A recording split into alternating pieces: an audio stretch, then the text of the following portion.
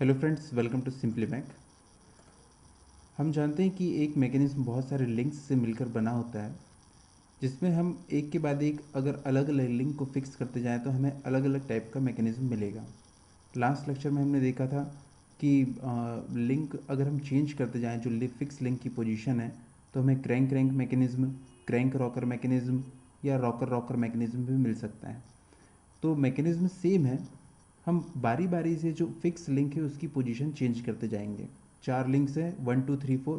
पहले हम link number 1 को फिक्स करेंगे, फिर लिंक नंबर 2 को फिक्स करेंगे और 1 को फ्री कर देंगे।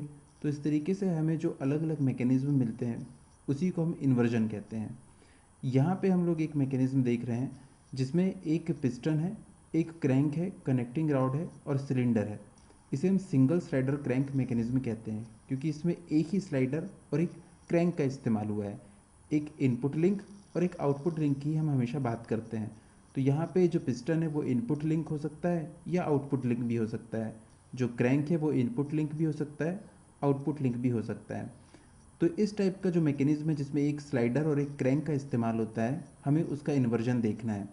तो मैंने बताया था कि हम बारी बारी से एक एक लिंक को फिक्स करते हैं। तो सबसे पहले हम अगर सिलेंडर को यहाँ पे फिक्स कर देते हैं तो हमें कुछ इस टाइप का मैकेनिज्म यहाँ पे देखने के लिए मिलता है। इसे हम फर्स्ट इन्वर्जन कहते हैं। याद रखिए, यहाँ पे हमें टोटल 4 इन्वर्जन मिलेंगे। आपको ये भी याद रखना होगा कि सेकेंड इन्वर्जन कौन सा है, थर्ड इन्वर्जन कौन सा है और फोर्थ इन्वर्जन कौन सा है। मीन्स हम फर्स्ट इन्वर्जन में किसे फिक्स करेंगे, सेकेंड इन्वर्जन में किसे फिक्स करेंगे, थर्ड इन्वर्जन, सो ऑन। तो जब हम सिलेंडर को फिक्स करते हैं तो हमें पहला इन्वर्जन मिलता है। यहाँ पे जो रेसिप्रोकेटिंग पार्ट होता है उसे हम कहते हैं पिस्टन, और जो रोटरी लिंक होता है उसे हम कहते हैं क्रैंक। अगर पिस्टन का जो रेसिप्रोकेटरी मोशन है वो इनपुट है और हमें आउटपुट मिल रहा है रोटरी मोशन, तो ये रेसिप्रोकेटिंग इंजन होता है, जैसे हमारे बाइक्स के इंजन में होता है। हम फ्यूल को बर्न करके हम पिस्टन को रेसिप्रोकेट करते हैं और वो एक क्रैंक शाफ्ट को रोटेट करता है, वो हमें आउटपुट मिलता है, वो हमारा रेसिप्रोकेटिंग इंजन है। लेकिन अगर आप क्रैंक को रोटेट कर रहे हैं किसी भी प्राइम मूवर के द्वारा, इलेक्ट्रिक मोटर के द्वारा, वो इनपुट है, और अगर आपको ये जो रेसिप्रोकेटिंग मोशन है वो आउटपुट मिल रहा है, तो वो होता है रेसिप्रोकेटिंग कंप्रेशर्स में। तो ये हुआ इसका पहला इन्वर्जन। जो दूसरा इन्वर्जन होता है उसमें हम क्रैंक को फिक्स करते हैं और हमें Whitworth quick return motion mechanism मिलता है और rotary internal combustion engine mechanism मिलता है। इसे हमें डिटेल में देखना है आगे। इसके बाद होता है तीसरा इन्वर्जन, जिसमें कनेक्टिंग रॉड को फिक्स किया जाता है। इसमें याद रखिएगा हमें मिलता है crank and slotted lever quick return motion mechanism. ये सबसे अच्छा क्विक रिटर्न मोशन मैकेनिज्म है। Q R M M means quick return motion mechanism.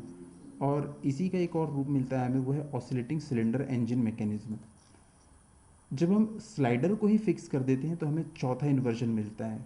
और जो हैंड पंप है ये इसका एग्जाम्पल है, इसे पेंडुलम पंप भी कहा जाता है। तो सबसे पहले देखते हैं कि oscillating cylinder engine mechanism work कैसे करता है। पहला इन्वर्जन तो हमने देख लिया है, अभी हम लोग थर्ड इन्वर्जन देख रहे हैं जिसमें हमने कनेक्टिंग रॉड को फिक्स किया हुआ है। यहाँ पे देखिए कनेक्टिंग रॉड कैसे फिक्स है।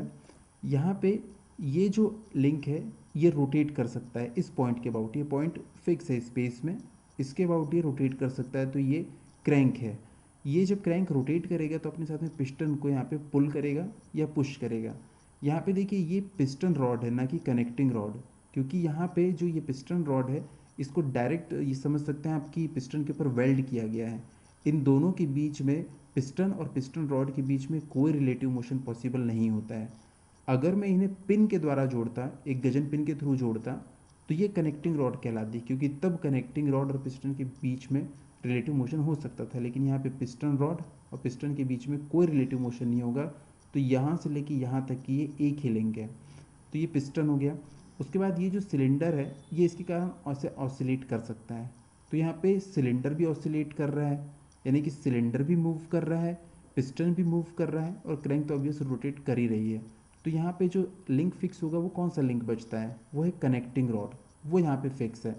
यहाँ पे जो सिलेंडर है वो जिस पॉइंट के अबाउट ऑसिलेट कर रहा है वो पॉइंट, और क्रैंक जिस पॉइंट के अबाउट रोटेट कर रही है, इनके बीच की डिस्टेंस जो होगी वही कनेक्टिंग रॉड होगी।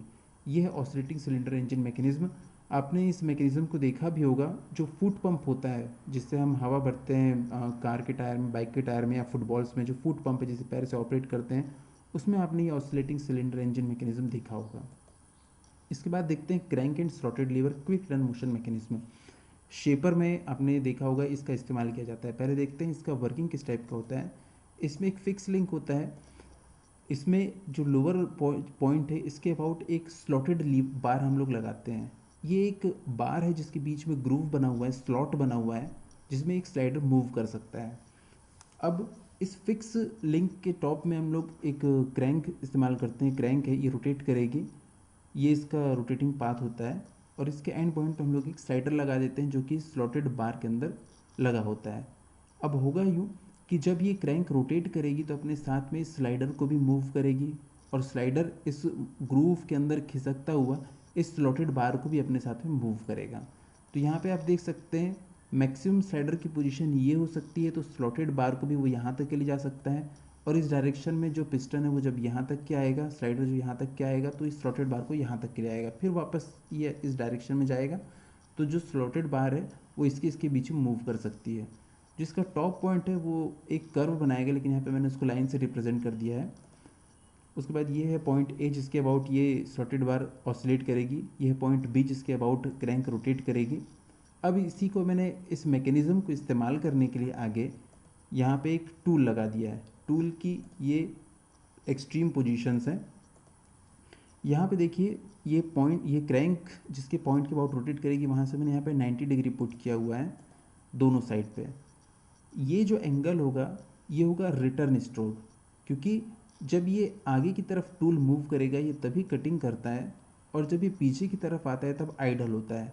तो ये जब स्लाइडर जो है यहाँ से यहाँ पे मूव करेगा, क्रैंक जो है मान लीजिए यहाँ पे क्लॉकवाइज रोटेशन चल रहा है, तो जब ये यहाँ से यहाँ पे मूव करेगा तो ये जो अल्फ़ा एंगल बनाएगा ये इसका रिटर्न स्ट्रोक है, इसमें कटिंग नहीं होती है।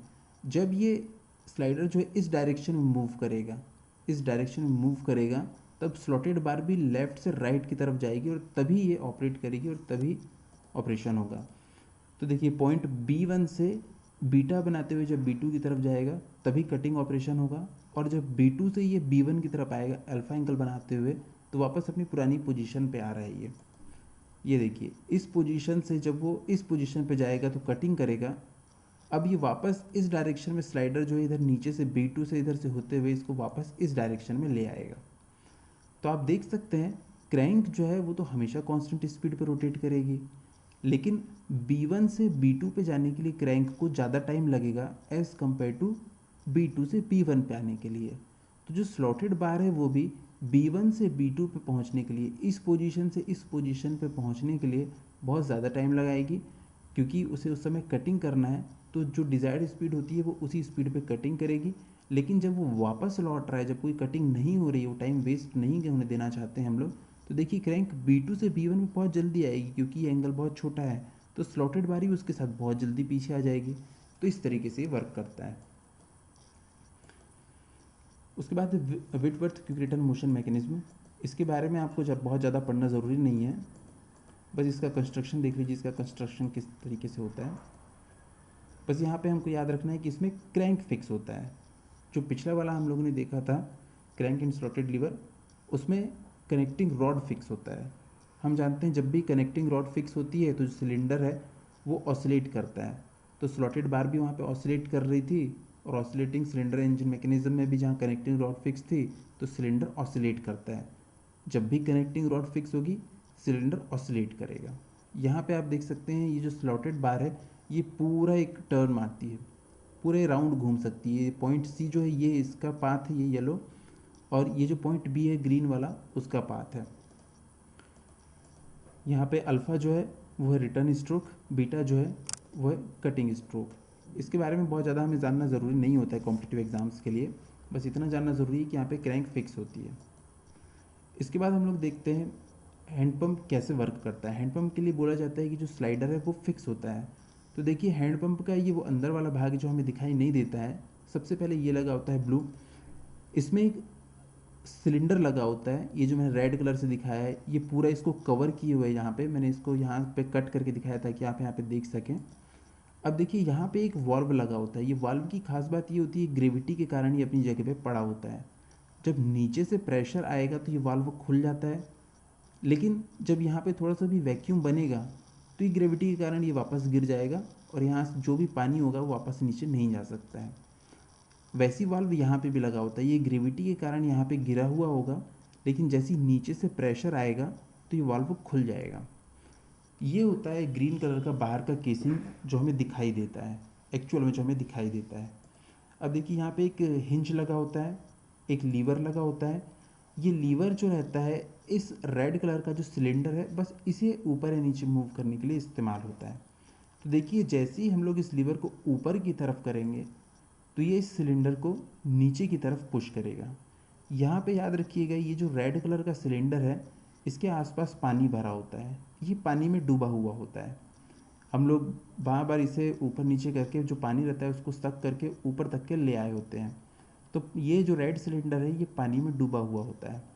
अब जैसे ही हम इसे नीचे की तरफ पुश करेंगे तो यहाँ पे रेड सिलेंडर में थोड़ा सा वैक्यूम बनेगा, उसके कारण ये वाला जो वॉल्व है ब्लैक वाला वॉल्व ये नीचे की तरफ गिर जाएगा।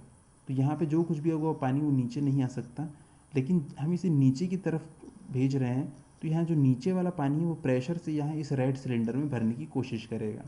ये देखिए जैसे ही ये नीचे आया, ये जैसे ही नीचे आएगा तो रेड सिलेंडर के अंदर में पानी भरना शुरू हो जाएगा और ये वॉल्व जो है यहाँ पे ये बंद हो चुका होगा। अब देखिए, अब जैसे ही मैं इसे नीचे की तरफ करूँगा तो सिलेंडर आएगा ऊपर की तरफ आने की कोशिश करेगा और होगा ये ऊपर की तरफ आ रहा है तो यहाँ पे प्रेशर बढ़ेगा। प्रेशर बढ़ने के कारण ये वाल्व बंद हो जाएगा और ये वाल्व खुल जाएगा। ये वाल्व बंद हो गया, ये वाल्व खुल जाएगा और सिलेंडर ऊपर की तरफ आएगा। तो इसका जितना भी पानी है वो यहाँ पे ब्लू वाले इसमें आ जाएगा और यहाँ से जब ये भर जाएगा तो यहाँ से पानी बाहर की तरफ छलक जाता है। ये देख सकते हैं आप दो एक्सट्रीम पोजीशंस। जब ये ऊपर में है तब सिलेंडर एकदम नीचे में होता है और यहाँ से यहाँ पे पानी आ चुका होता है। अब जब हम इसे नीचे करेंगे इस तरीके से, जब ये नीचे हो जाएगा तो रेड सिलेंडर ऊपर आके पूरा पानी ब्लू वाले इसमें डिलीवर कर देता है और यहाँ से पानी छलक के बाहर गिर जाता है। तो आप यहाँ पे देख सकते हैं जो सिलेंडर है हम उसे मूव कर रहे हैं, लेकिन जो स्लाइडर है वो अपनी जगह पे बना हुआ है, सिर्फ सिलेंडर मूव कर रहा है। तो यहाँ पे स्लाइडर फिक्स होता है।